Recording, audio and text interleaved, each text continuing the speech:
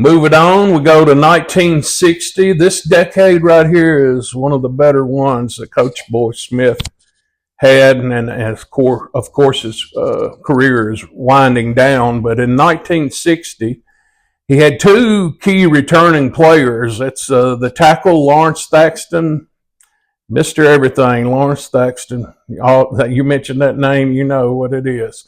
He also had an end by the name of John Riley Moore returning. And he had several sophomores that was going to contribute and add to the mix to a strong lineup. There were fullback Ronnie Martin, halfback Billy Bo Pepper, and James Violet. The quarterback was going into the 1960 season was either going to be Bob Calloway or J.R. Gregg. They both ended up playing a whole lot that year.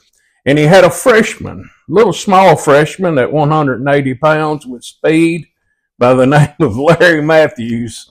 And we'll hear about Larry Matthews later on. And also with Larry, he had his older brother, James, who was also a great player for the Jackets and also was a Hall of Fame coach across the border in Kentucky, winning a couple of state championships and having the stadium named after him. That's pretty cool. It is. Mm-hmm.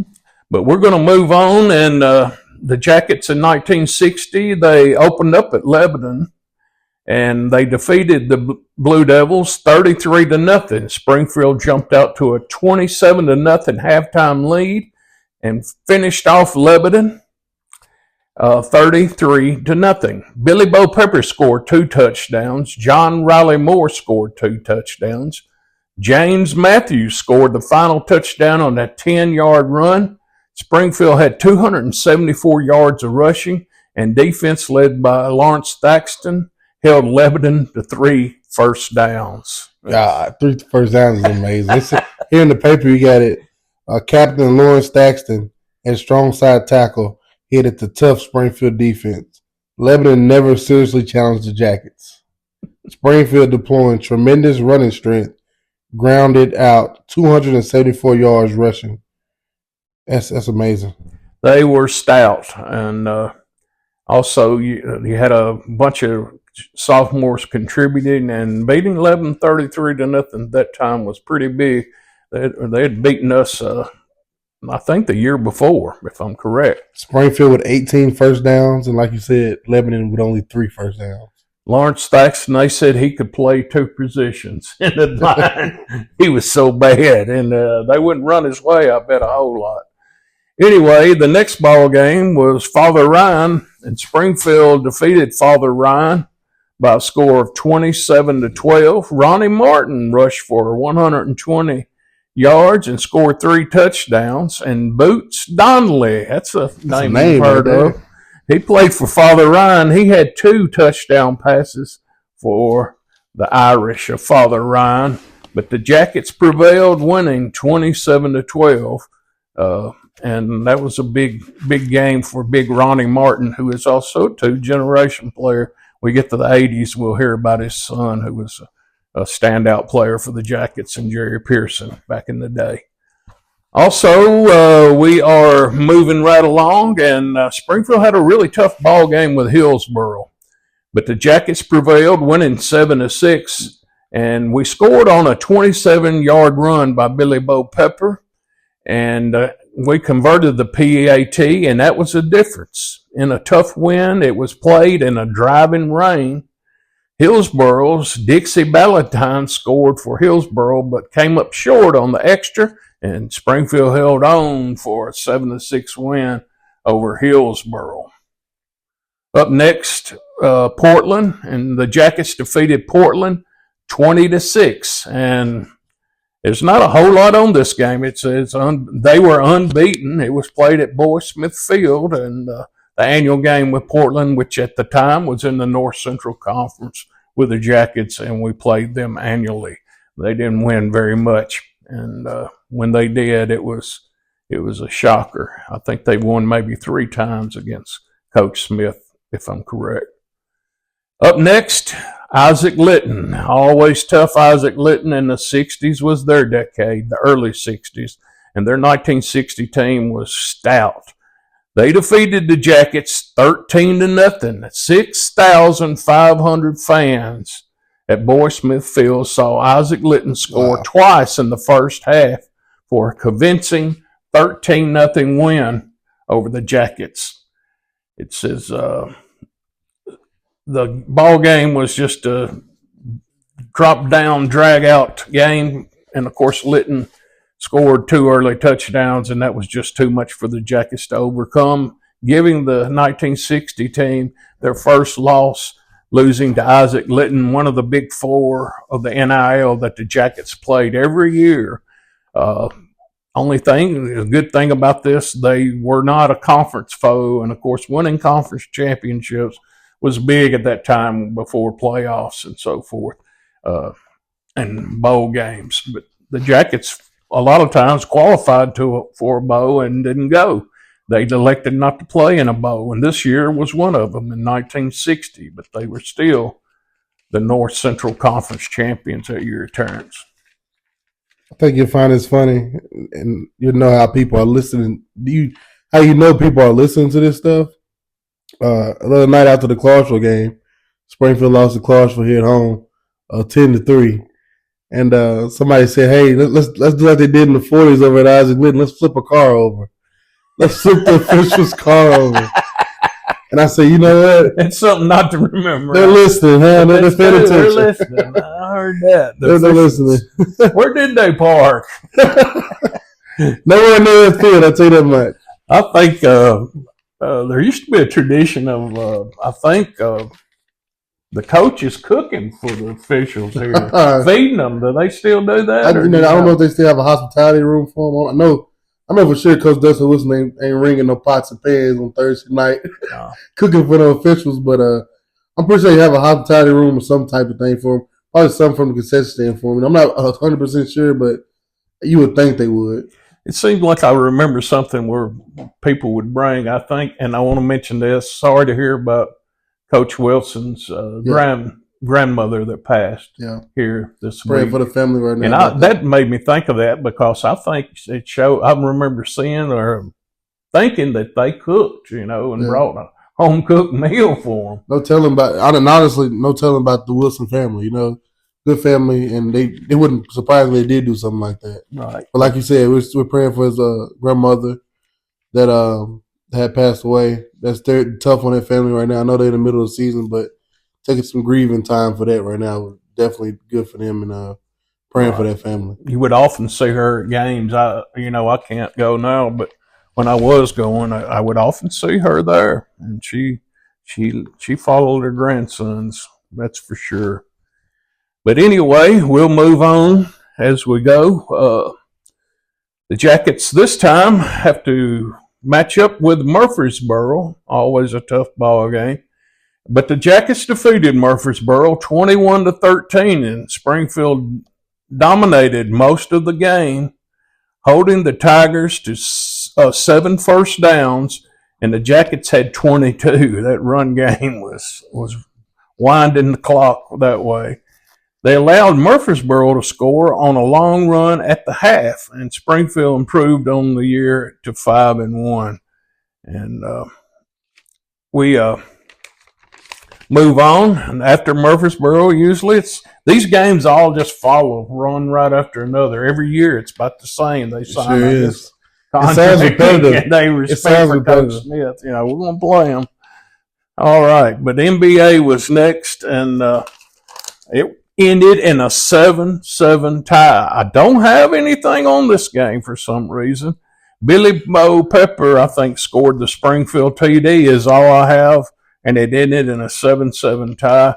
I don't know if that information I did have on it was lost or they didn't actually report that game too much or it wasn't saved. But anyway, it ended in a 7-7 tie. Up next, old Green Wave of Gallatin, and Springfield defeated the Green Wave 21-7. We overcame several fumbles and broke a 7-7 tie in the fourth quarter. Wow, with 2 touchdowns. That game was down to the wire. Billy Bo Pepper put the Jackets up with a touchdown in the first on an 18-yard run. But Gallatin scored when the Wave intercepted a Springfield pass, and Glenn Blackburn raced 65 yards to score, making it 7-7 in the third quarter. And then Jimmy Violet put the Jackets up 14-7 in the fourth quarter. And Billy Bo Pepper put the game away for Springfield on a 5-yard run. And Coach Smith, after the ball game, praised J.R. Gregg, Mike Bernard on their play after the game. And, of course, Lawrence Thaxton continued to dominate on defense, according to Coach Smith. Up next, Columbia. Right here in the paper, homecoming tonight for the Jackets. It'll be homecoming for the Yellow Jackets tonight at Boyd Smith Stadium as the Springfield Boys take on a mediocre football team from Gallatin. I love that. That was rare. Well, it was rare in the 80s, 70s, 80s, 90s, and up to now. They're back. I think they're being a good football team. But they had a stretch where they didn't quite dominate like they did in the 70s, 80s, and 90s, early 90s, and well, up to now, so to speak. But they struggled, especially against the Jackets and Boyd Smith. Boyd Smith mainly, because there wasn't. You can count on one hand the victories after Coach Smith against Gallatin, sadly. But that's true. All right, like I said, we were up next was Columbia. And the Jackets defeated the Lions 20-7. Ronnie Martin and Billy Bo Pepper led the powerful Springfield rushing attack in a 20-7 victory over Columbia. Ronnie Martin scored the first of his 2 touchdowns on a 17-yard run and got another on a 6-yard run. Springfield got a safety when the snap went over the punter's head and out of the end zone. Columbia scored in the fourth on a Hal Wantland 4-yard run. Hal Wantland used to play for the Vols, big player for the Vols in the 60s, was a star quarterback at Columbia at the time, and never beat the Jackets, so I'll put that on there too. Springfield's powerful running attack had 341 yards, while the defense, led by Lawrence Thaxton, held Columbia to 37 yards. J.R. Gregg played well at quarterback, and John Riley Moore also had an outstanding game punting for the Jackets.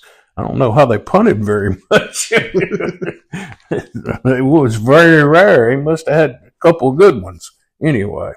But the Jackets continued their winning ways, defeating Columbia 20-7. Up next, the annual Clarksville game.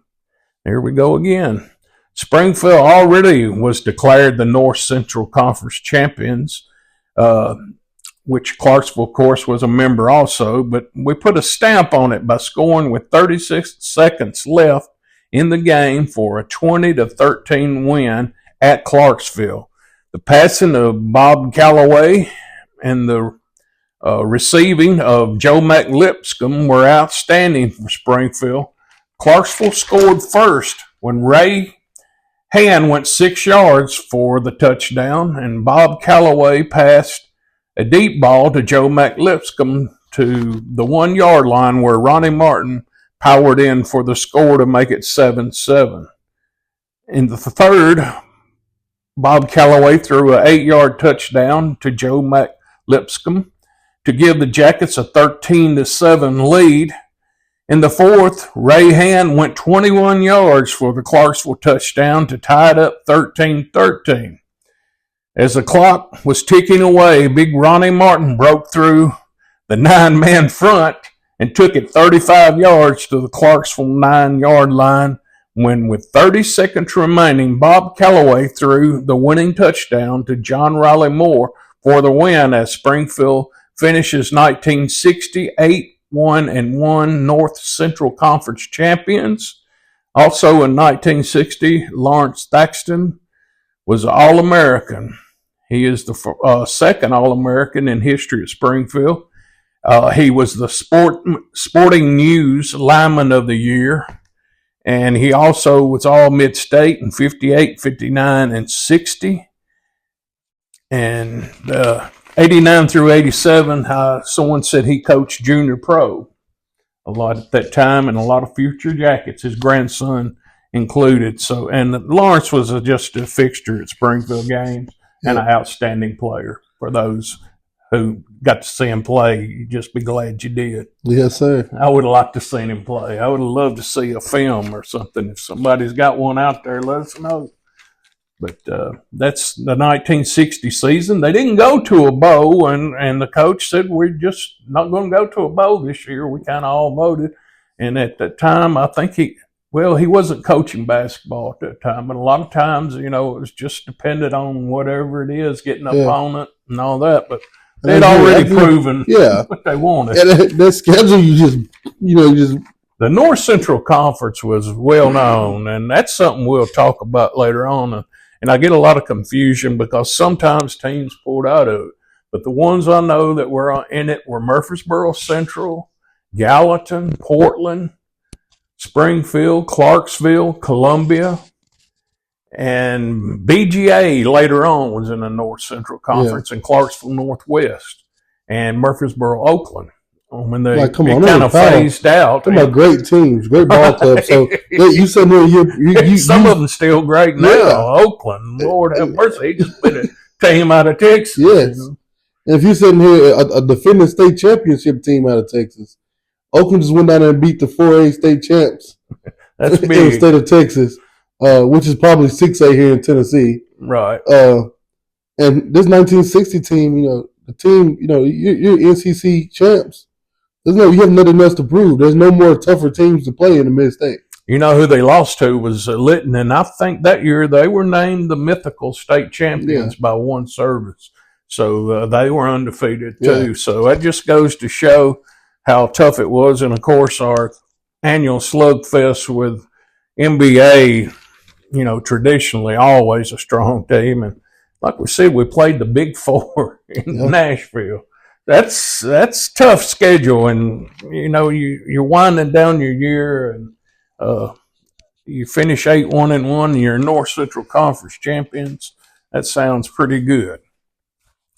But a great year for 1960. We moved right along. We're moving to 1961, Terrence, and the Jackets that year finished 7-3-1. Going into 1961, the Jackets had lots of key losses for Springfield. Lawrence Thaxton, Max Head, Ron Martin, John Moore, Billy Bo Pepper will be tough to replace, but the Jackets have a good core of players returning also. I see here that Billy Bo Pepper went on to the Air Force Academy.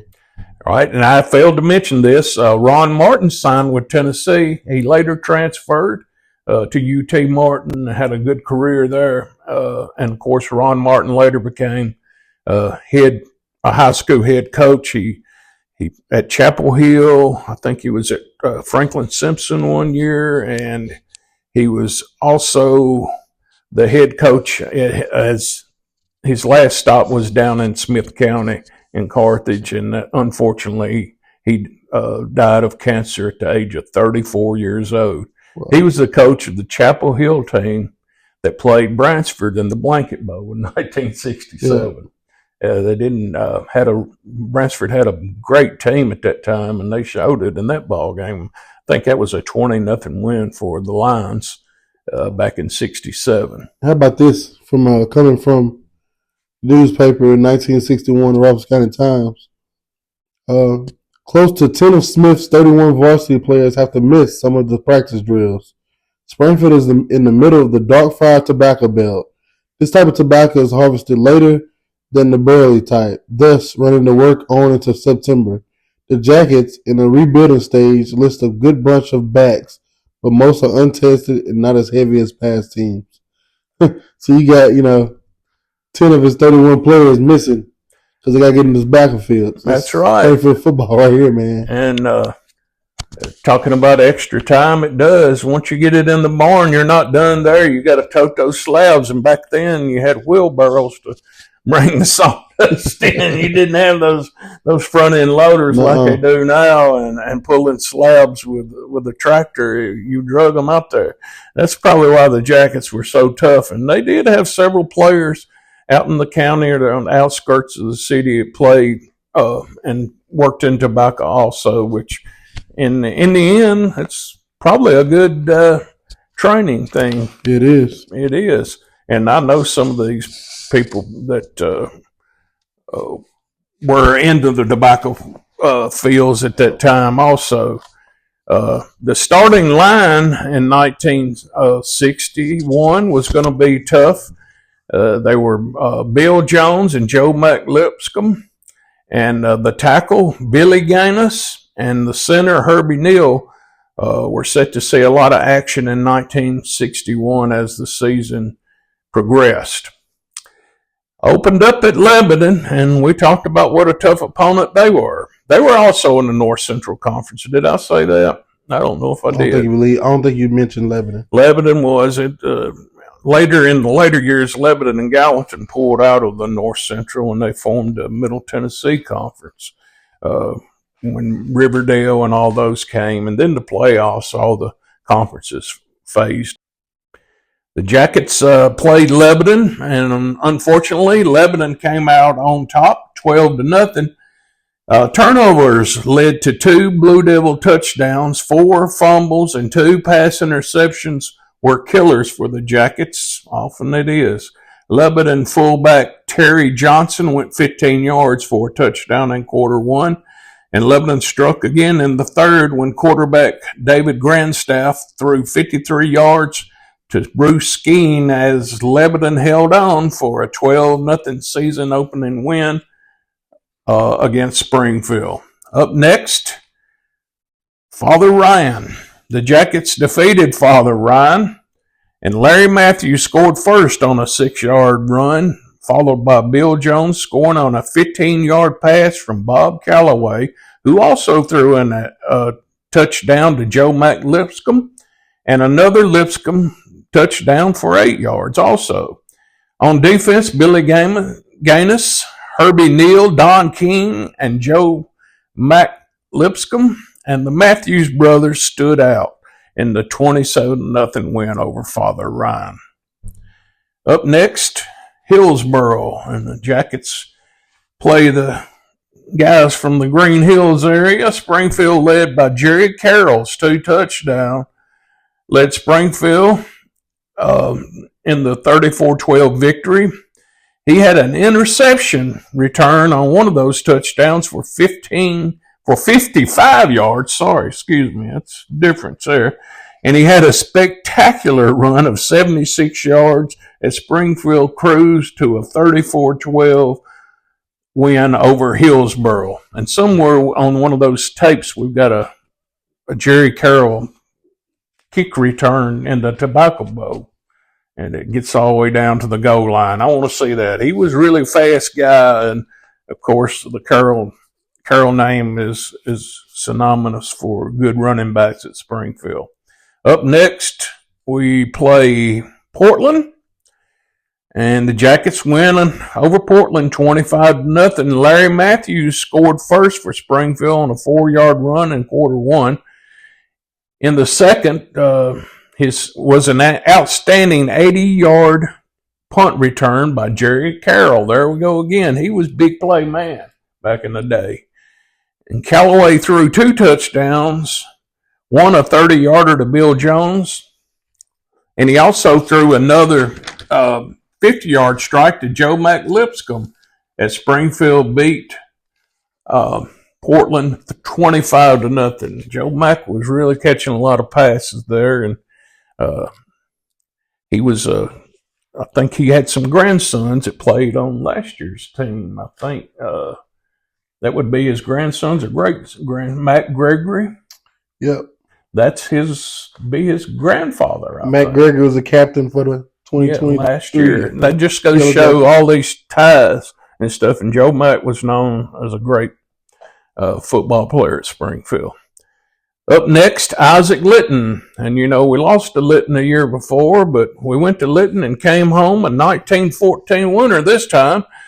Joe Calloway threw a 10-yard touchdown pass to Joe Lipscomb to start the scoring. Litton took a 14-12 lead going into the fourth quarter, but with 3 minutes left to play, Joe Calloway scored on a quarterback sneak 2 yards to put Springfield ahead for good.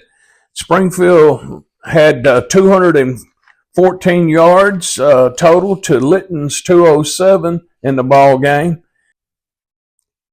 Up next for the Yellow Jackets, Murfreesboro.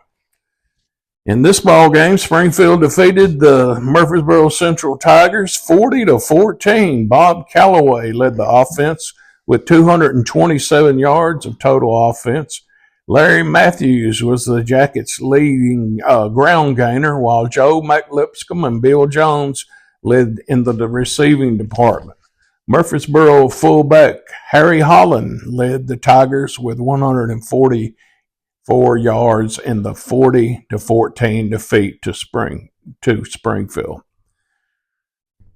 Up next for the Jackets, the annual matchup with MBA. Springfield came out on top, and Springfield ruined the MBA homecoming with a 7-6 victory in Nashville. Springfield scored first in quarter number 1 when Bob Calloway ran 2 yards for the touchdown. And big power back James Matthews ran for the PAT, putting Springfield up 7-0. NBA scored in the second quarter on a 16-yard pass to Tom Weaver from NBA quarterback Dave Startup.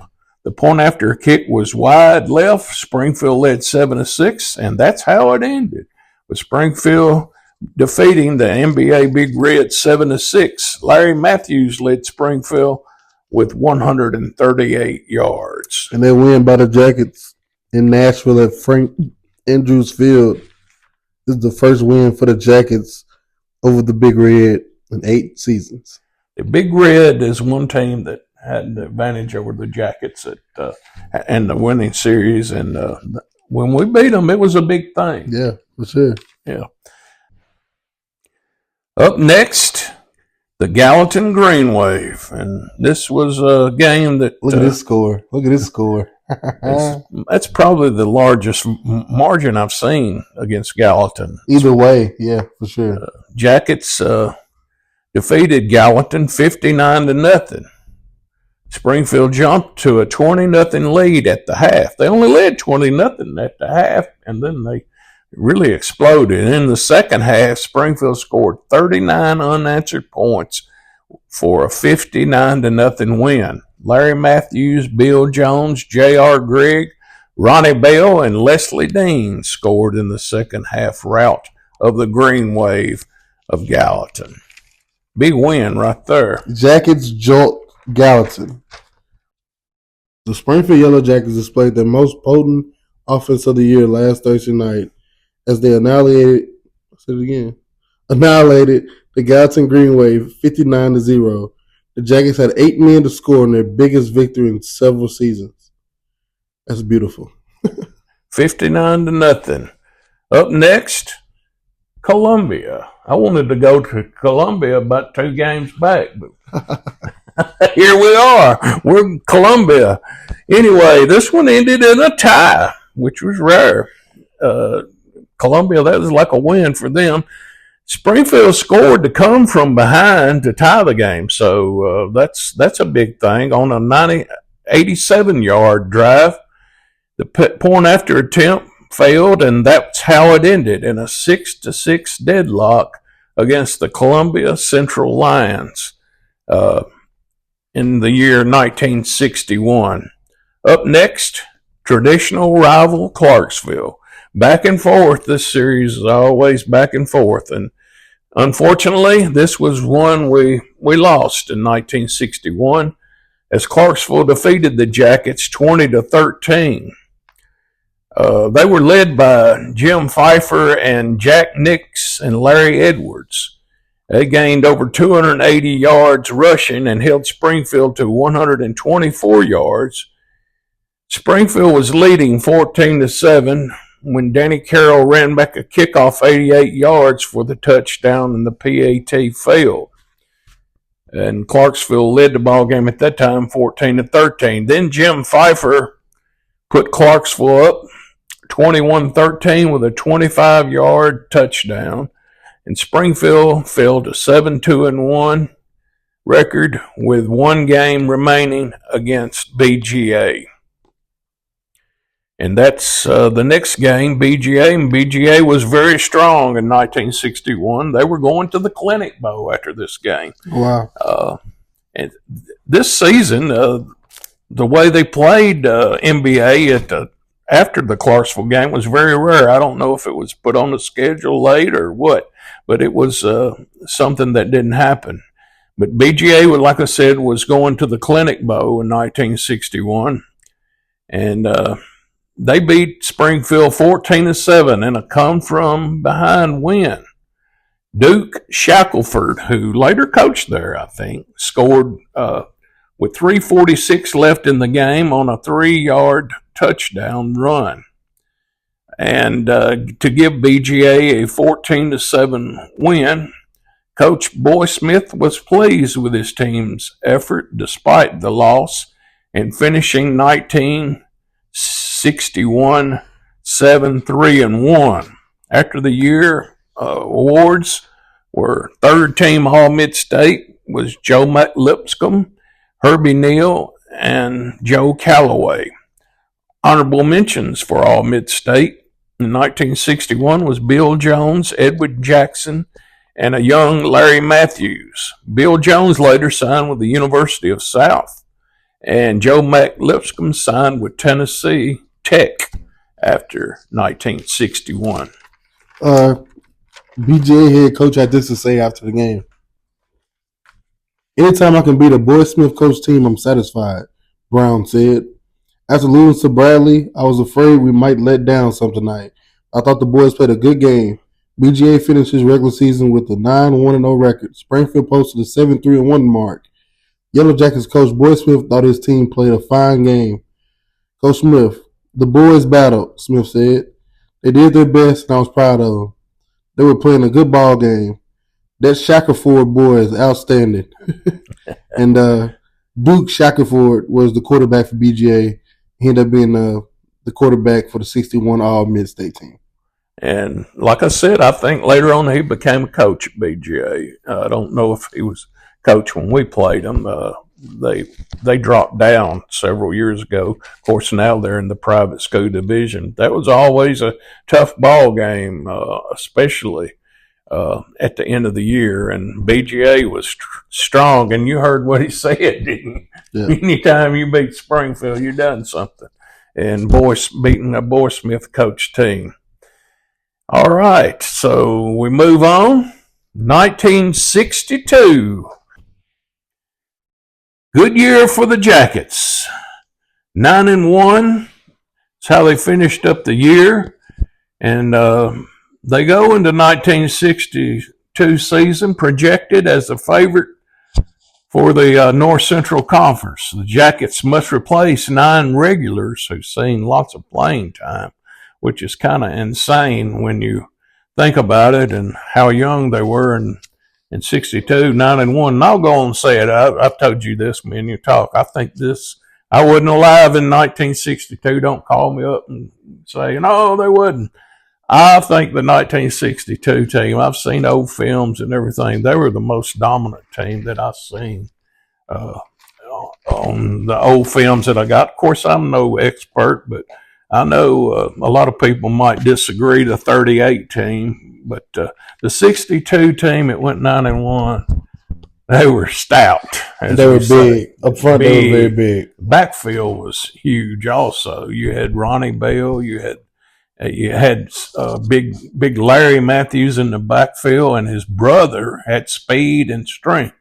And they were as good as they got. And, of course, J.R. Grigg, I think, was a quarterback then, but I think they were one of the best teams that ever Coach Smith had. And one of this famous, this is a famous picture around town. Coach Smith and the boys standing in front of the bus after winning the 1962 Tobacco Bowl. And that picture was in the weight room, Springfield High School, for years. Mm-hmm. Great picture. I've got that in my notes when you can put along with this, Yes. I think. So, and that's a great picture. And you had, of course, you had on the him walking off the field too. Yeah, the videos on Facebook.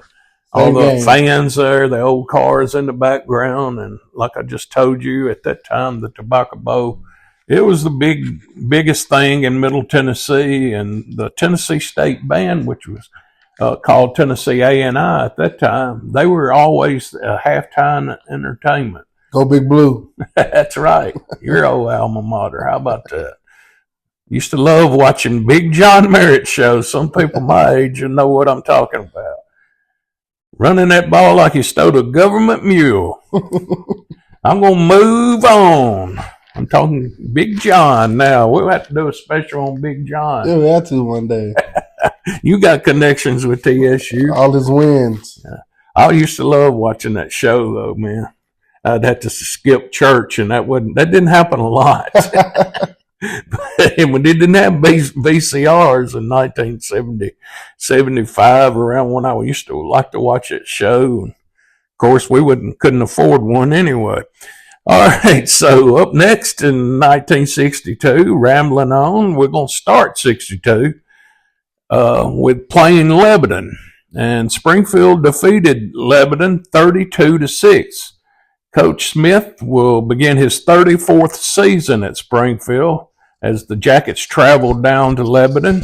And Springfield received the opening kickoff and promptly turned it over with a fumble at the Lebanon 43-yard line. And Lebanon used 13 plays to score on a 3-yard Lewis Thompson run. Lewis Thompson used to coach at Lincoln County, won a few state championships down there. How about that?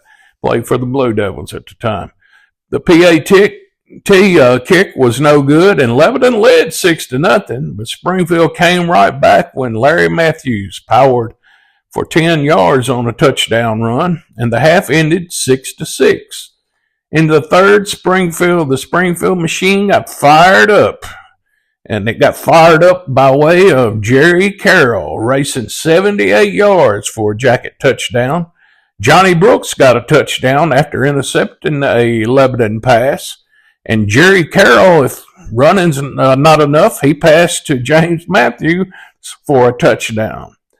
Matthews scored again on a 4-yard run set up by Bill Powell's fumble recovery, who ran it to the Lebanon 4-yard line. And right there, that's when Matthews run it in. Big fumble recovery by Bill Powell. And the Jackets defeat Lebanon 32-6 in the opening year. And just as I say they're the greatest team, I got a report that they lost the next game to Father Ryan, 7-0. Ryan upset Springfield for the first time since 1958 as Frank Lyle, at the start of the second, ran a double reverse pass. And they scored on it, and great play call, and kicked the extra point to go up 7-0. That's how it stayed. In the first half, Larry Matthews' 44-yard touchdown run was nullified by a clipping penalty. The Jacket offense never got going as far as the Ryan 29 after that, before stalling. Despite the loss, Springfield outgained Ryan 146-57. So it's a ball game they probably shouldn't have lost. I think they had some injuries that I didn't report in that ball game, but it was very big in the outcome. But Ryan won it 7-0 over the Jackets. Up next, Portland. Springfield scored first on a beautiful 78-yard punt return by James Matthews in quarter number 1. Ronnie Bell and Larry Matthews both scored on runs of 1 and 2 yards, long drives and they were long drives that ate up the clock. Springfield moved to the top of the North Central Conference standings with the win. Up next in 1962, the annual battle with Isaac Litton. Isaac Litton at this time was a very strong team. A crowd of more than 6,000 fans are expected at Boy Smith Field when Isaac Litton comes in to play the Jackets. Coach Richard Hewitt said it was like running into a brick wall, describing the Springfield defense, as the Jackets defeated Isaac Litton 19-0. Rushing for more than 300 yards, Springfield scored first in the quarter number 1 on a Ronnie Bell 2-yard run, and the Jackets powered 70 yards in 10 plays, with Ronnie Bell scoring again. The last Springfield touchdown was a 12-yard pass from J.R. Gregg to Bill Powell, as Springfield beat Isaac Litton 19-0 and gained the respect of Coach Richard Hewitt at Litton, saying it was like running to a brick wall. Yes, sirree. And winning ways continue as the Jackets go and play Murfreesboro. And the Jackets win over Murfreesboro Central 38-0. The Matthews brothers, James and Larry, accounted for all the touchdowns in the Springfield 38-0 rout over Murfreesboro Central, as Springfield is now unbeaten in the North Central Conference. Up next for the Jackets, annual tussle, NBA. Jackets defeat NBA. Boom. Yeah, that's a big one. 20-14, Terrence. James Matthews had 91 yards and 8 carries and intercepted a pass and played outstanding on defense for Springfield. Probably sold some popcorn too.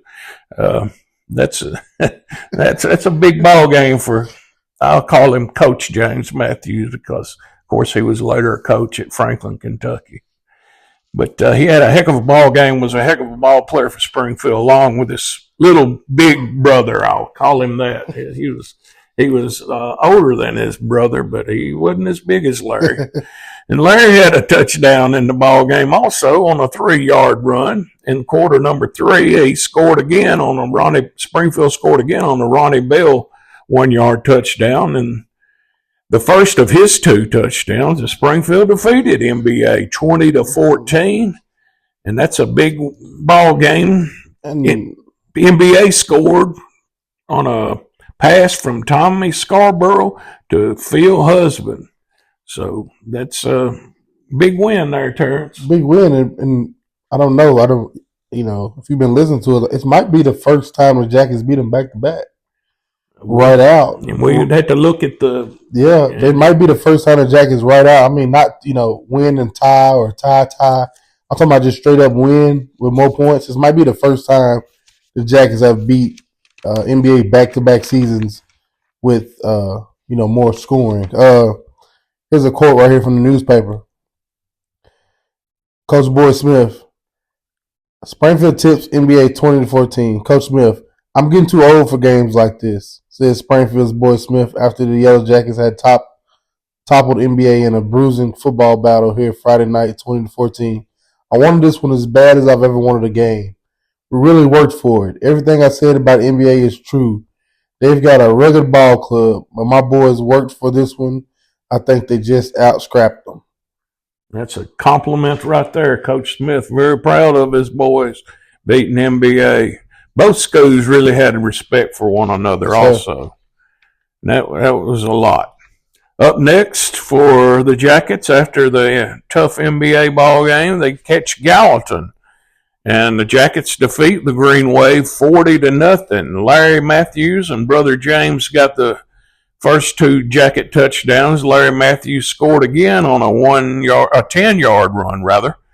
And James scored again on a 2-yard run. And Jerry Carroll ran 6 yards for the final Jacket touchdown in the 40-0 win over the Gallatin Green Wave in 1962. 1962, getting near the end. Annual battle with Clarksville. And, of course, the Jackets always back and forth with the Wildcats.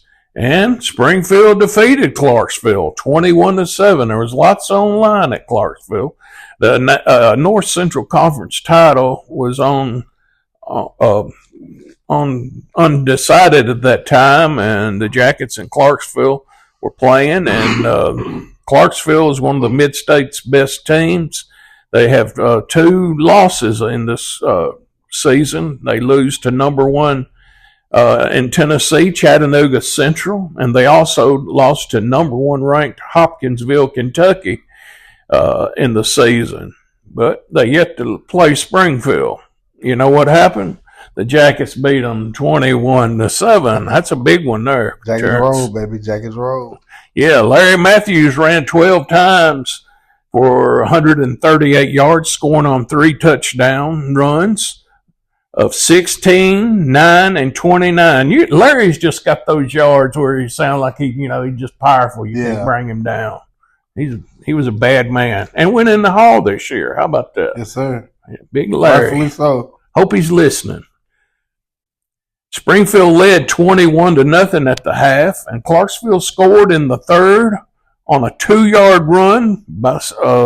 He just got his last name, Sneed. Sneed scored for Clarksville. Billy Gaines had a big game on defense. Billy Gaines, that would be his nephew, I think, played on the state championship team in 1993. Brad Gaines, little family there. I'm kin to Brad's mother, and wow. And she's my first cousin. How about that? And also, her niece is Lindsay. Oh, wow. Lindsay Wilson Pitt. Was Lindsay Wilson Pitt. Family connections there. I'm trying to remember that. Big win, though. Big win for the Jackets as well. I call Lindsay mother of Henry and Levi. There it is. The mother of Henry and Levi. She needs an award for that, doesn't she? Them two. I'm going to be 2 style ball players we'll be talking about. I'm ready for them. Suit up. Yes, now. Sir. They love it, too, it seems like. They're 2 little cute boys, no doubt. And they'll be playing before you know it. Yes, sir. Don't blink. Up next for the Jackets, we have that game with BGA that we spoke of. And of course, the year before, we lost BGA. Guess what happened here? Springfield defeated BGA 34-0. Thumping. Yes, sirree. The Tobacco Bowl bound Springfield Yellow Jackets pounded BGA 34-0 in Franklin, Tennessee. It's where BGA is located. As the Jackets prepare for the Tobacco Bowl at Hartsville, they'll be taking on number 1 ranked Jackson in the Tobacco Bowl. Here we go right here. I've never seen this in all my years. The cartoon of Coach Boy Smith. I've never seen this. You never seen that? I've never seen the cartoon. That's a classic one. That's pretty dope. He wasn't famous for that. So let me see. I can find it right here. So can anybody compare with the fellow like Coach? Cartoonist Bill Sanders, a native of Springfield, who has known and respected Mr. W. Boy Smith for many years, wrapped into a few strokes of his powerful pen, the real man we know as Coach Smith. From his home in North Carolina, where he draws political cartoons used weekly in the Times and other newspapers across the country, Mr. Sanders captured in his drawing the picture of the man who's always been the underdog. The cartoon was drawn at the request of Mr. Bates Ellis, County Register of Deeds. It was a present to Mrs. Smith at the Lions Club meeting last week. That, of course, was before Coach Boy Smith's 1962 Yellow Jackets prepared for the Tobacco Bowl. Coach Smith has completed 35 years at Springfield High School. No other man has devoted so much time to the healthy sportsmanship betterment of the boys of our town. To the coach, we all owe a debt of gratitude. He's an amazing man, a gentleman we are proud to call friend, a builder of men in Springfield. That's Coach Boy Smith. This is nice. That's cool. And the cartoonist was from Springfield. Yeah, and lived in Carolina. Cartoons, and they were big back in the day, and at all the newspapers in the country. That's cool. And isn't he saying, "Oh, I don't know how we're going to play"? Yeah, and the cartoon is Coach in his black suit with a tie, dress shoes, his hat on, cigar in his mouth, and he's crying. 100-0. That's what they'll beat us, boys. And then, of course, if you've been listening, Coach is always downplaying when he's downplaying his boys, downplaying what we can do. And I know the Nashville Banner writer really wore him out in the 40s when it was late 30s, early 40s to wear Coach out of. Always talking about, I don't know if we'll be any good. I don't know if we can keep up with these boys. And every year, they're coming out losing one game, dominating the Nashville schools. Coach definitely played. Here's something to go along with that. Today, I was just kind of going through the Boy Smith book that I enjoy reading. I've read most all of it, but sometimes I like to refresh over it. And he actually used some psychology. They say a lot in the warm-ups before the team came out. And the other teams would be done, all their things in order and everything, big fine uniforms and equipment all in line. And his guys walk out of the locker room just casually, just kind of stand around in the end zone, loosening up, just like that. And the guys looking, he said, "What are they doing?" And he said, "These guys, they can't be that bad." Talking about the old starched out gold uniforms. He said he knew what was going on after the game. This was the guy at Van Hoosier. He played for Columbia, and it was in Clarksville. And he later became, I think, a coach at Lytton at one time. I could be wrong on that. But anyway, he was just saying that they just casually walked out there. But when the game ended, they ended up losing. I think it was 27-6. So coach just let them stretch in the end zone and get loosed up on their own. And it goes to a lot of the stuff Coach did. We would go back to his players even quoting and saying, "We don't do too many practice. We don't do too many drills during the season. We don't do too many, no hitting at all. Like we do all that in the summertime. Like it's just, and we're talking about the 60s here. It's just, when one of the players said that was in the 50s, right? So that's just stuff that wasn't done then. He just did his things his own way. Like we even said about him letting the quarterbacks call the plays. Like it's it's untraditional stuff he's letting happen, and he's done that right till his retirement too. I was reading more in that, and they were talking about how he let the quarterbacks call the plays. That's amazing. Up until that time, and the other teams see that, and it kind of messed with their heads psychology wise, and blocking and tackling. There were none better than the Yellow Jackets. They were that, and always Boy Smith always heard opposing coaches saying that he was an expert at seeing your weakness. Yeah. And he would watch film in that basement office down in the gym, and he would watch film of the Jackets, and he'd look, at the end zone views and all kinds of stuff that he had. In fact, I was reading about Coach Bell talking about when he first got out of college and wanted to be a coach. He would go with Coach and scout teams, and he said Coach would stand in the end zone, watch the paths of the running backs and the lanes they normally used and so forth, or if something they teed off at what they were doing, the quarterback, which way they was going to run. He was expert at it. Or if they seen one weakness on their line, he'd wear you out on it. That's amazing.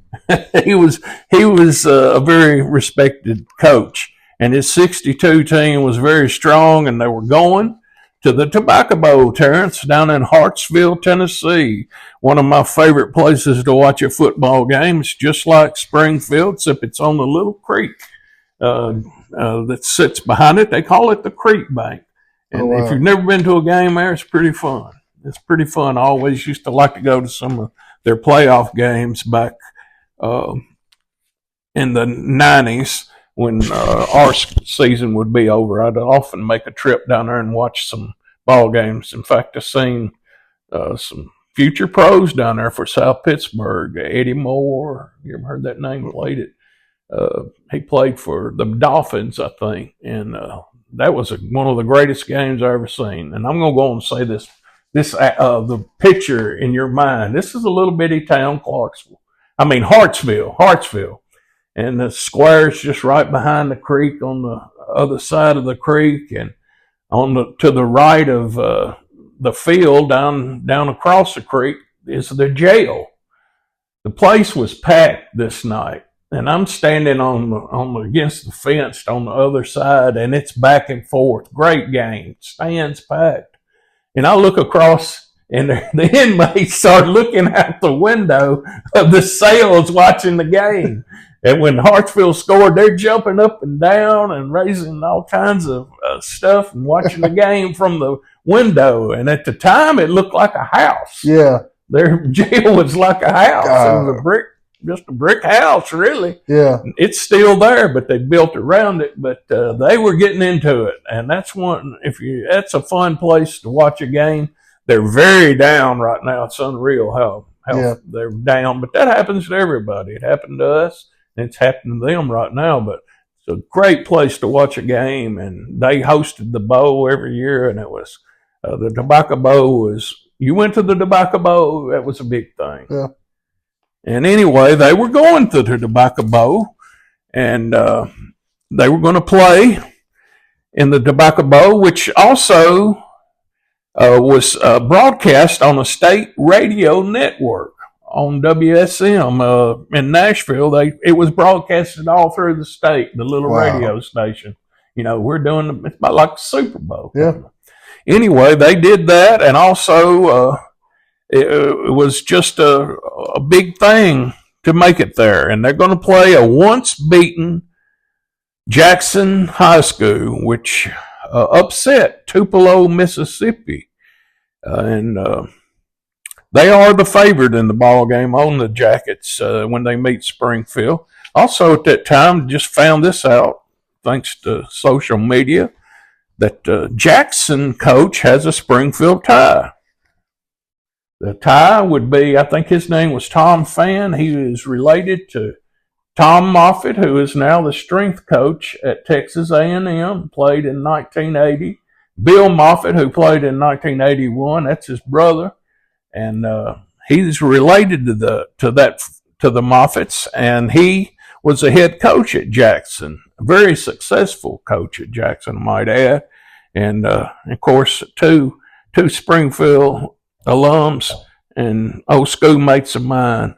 But thanks to Bill for putting that on social media, and that's so cool, But anyway, he probably at that time didn't know they weren't. I don't know if they were in Springfield at that time, but I know Tom wasn't around, or Tommy, we wasn't born. I wasn't either.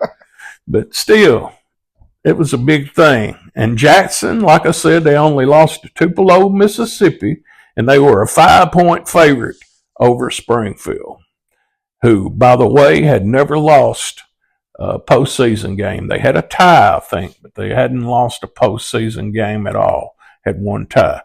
But anyway, the Tobacco Bowl was held, and guess who won the ball game? Springfield, 27-9. Springfield trailed Jackson 9-7 at the half. Wow. And they took the second half kickoff and went 70 yards to take the lead on a 1-yard run by J.R. Grigg. Ronnie Bell was next to score for Springfield on a short run. And then Jerry Carroll had an interception of a Dennis Wilson pass and went 51 yards for a touchdown. Billy Gaines, Edwin Jackson, and Don King had great games for the Jackets in 1962. As the Jackets defeated highly ranked, I think some polls had them number 1, but Springfield defeated Jackson. At that time, there were the Bears, and later the school became Jackson Central Mary, but we defeated them 27-9 in the ball game for a big Tobacco Bowl win. Springfield was ranked 4th behind Jackson in one of the ratings. That doesn't make much sense to me at the end of the year, the Licking House, which one year they'd rated us number 1, but we'll take that one. You'll take that one. Don't like this one. Don't like this one. A team we just beat 27-9 is ranked ahead of us. Anyway, Oak Ridge and Chattanooga Central were tied for number 1, and Springfield was a 3 in one poll. That's the AP poll, I think. Yeah, there's several polls back then. Wasn't a whole lot of emphasis put on that, I don't think. You just played who you played, and you win the ball game, you have a great season. All mid-state for the Jackets in 1962 were Ronnie Bell, 210-pounder. And on the second team was quarterback Jim Meyer. And honorable mention, Jim Meyer was the quarterback. I think him and J.R. Grigg split some at the end of the year when Jimmy might have been hurt or vice versa. Anyway, he was second team quarterback. And here's a memory. A lot of people might remember his father ran the old Western Auto store in Springfield. Used to have toys up in the attic.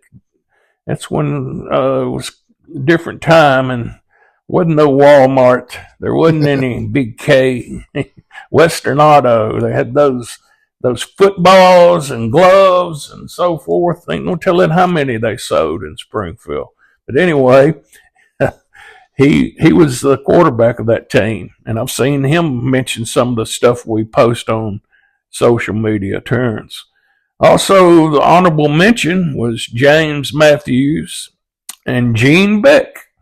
I didn't mention Gene Beck. He was hurt a whole lot in this season, I believe. And of course, Gene Beck later became the coach of the Springfield Yellow Jackets basketball team. And lineman that made the honorable mention was Bill Powell, Roger Holman, and Charles Rowe were the linemen who made honorable mention all mid-state. The linemen don't get the credit, do they?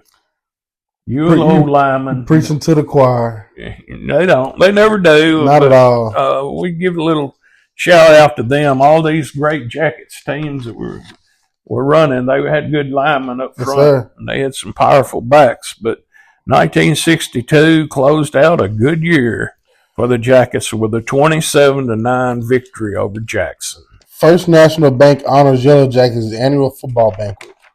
First National Bank held its 25th annual football banquet Monday night at Cheatham Park School cafeteria, honoring the 1962 Springfield Yellow Jackets, North Central Conference champions, and 27-9 Tobacco Bowl winners over Jackson. The first banquet was held in 1938 in the dining room of the Old Colony Hotel. The late Pat Bryan, then president of the bank, Presidente, and the late Dr. W.F. Fike moved that the banquet be made an annual affair. It's crazy to think we've been doing it since that banquet. Before they was doing banquets, we've been doing this show. And the bank president you mentioned? Yes. Guess what? He played for Coach Smith. Sure did. And his brother was one of the top scouts who I heard had photographic memory.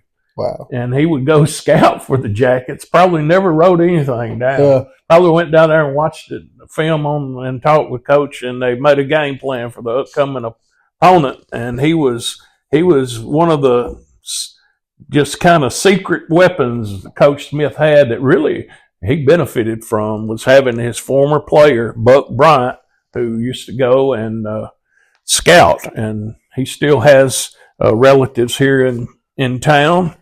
And bank, of course, put on the banquet for years. And it's crazy because at this time it says of the Old Colony Hotel. So this point is gone. Like we've been in this for a while. Like Coach Smith has been dominating the Middle Tennessee for a long time now, and for the sport of football. And Springfield High School is a powerhouse. And later on, the banquet was held at Cheatham Park. Yeah, that's what it said. This one was. This one was. The Colonial Hotel was gone. Gone. Yeah. It's crazy. Like, and then here's Boyd Smith to be honored. Boyd Smith, Springfield's veteran head coach and athletic director, will be honored by the Middle Tennessee Football Officials Association at their annual banquet November 12th. Smith, who went to Springfield High in 1928 after graduating from Union University, is in his 35th consecutive year at the helm of the Yellow Jackets. According to available records, it's the longest tenure at one school of any coach in the United States. This year's Yellow Jackets team is considered one of the top Springfield teams of modern times. The 1962 Jackets, NCC champs, 9-1, 27-9 victory over Jackson in the Tobacco Bowl, and only allowed 43 points on the season. Only gave up double digits one time. It was against NBA. That's right there. You know, I said I thought that was one. That's why. I mean, I wasn't the only one that thought that.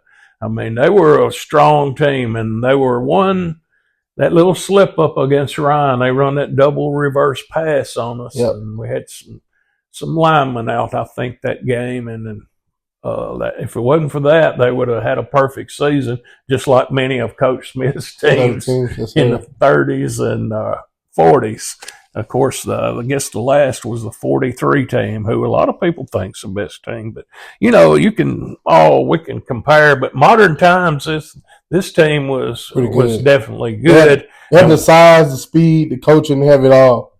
That's right. And the 60s was starting out strong for Coach Boy Smith. And the next time we get together, we'll be talking about 1963. Yes, sir. And that's a big one. We're moving right along, moving kind of slow, and it takes time to gather all this up. Me and Terrence are trying to do the best we can. Hope y'all are watching and enjoying this. It's fun to do it, isn't it? Yeah, it is. And I'm Learning enjoying history, it. man. And I think as we get on later into the different years, we get to compare more and more and compare to older teams like we're doing now. We're talking about 60 teams compared to 30s and 40s. Like, that's nice because, in my opinion, when we get to 1991, that's one of the best teams in Springfield history right there. And the way it ended for them is horrible. Yeah, I won't even talk about that. The way it ended for me, too, that night wasn't very good. I won't talk about that, but I've got rid of all those demons. Yeah, I remember that night very well. I've told you. Yeah. I'm not going to mention that on here, but those who know me know. Thank everybody for listening. Kid, 1992 team. Thank everybody for listening. 91 and 92. That happened. Mine was 92. A lot of people think that was. But the 91. I think 91 because 91 you had Norton interception. Yep, we get home against I was all right at that game, except mad about the bad call they made on us and flipped the game on us. And if it was like it is now, we'd had a couple of state championships with the private schools being under different divisions. Yes, sir. And Lord, now that's not even thinking about NBA in the 60s. Yep. Wow. But, the advantage they have over public schools is a whole lot. But anyway, that's something to look forward to. Lots of good football to talk about. Going to have some bad ones. Yep. And it's going to be a little scarce on getting some information. If anybody's got any pictures, let Terrence know. Yeah, if you have any pictures, any newspaper articles from, of course, even from now, like from 63 over, 63 to 70s, anything in the 70s, the 80s, 90s, from this point on, you listen to his own. You have any, photos or anything that you think would be great to be seen on here, just send it to me on Social Media Sports on Facebook, and it'd be helpful for me and Chris going through all this stuff. Yeah, we're getting to the point where I'm going to have to do a lot more research. We might have to not have as long a show, and then I do less amounts. I'm going to try to get on the website and get some information on some of the 70s games, and that I don't have a lot left. I do have some, but I don't have a lot. Had some really good pictures, especially that picture of Ricky Chapman on his horse. As I said. That's what we used to like to say. Kind of stole that one from Keith Jackson. He's on his horse. Well, that's it. And it's been fun. Keep listening to us. Keep tuning in. We'll keep providing this great Springfield football history for you. The 1962 Tobacco Bowl champs, the Springfield Yellow Jackets, finished the season 9-1. And Coach Boy Smith has continued to roll.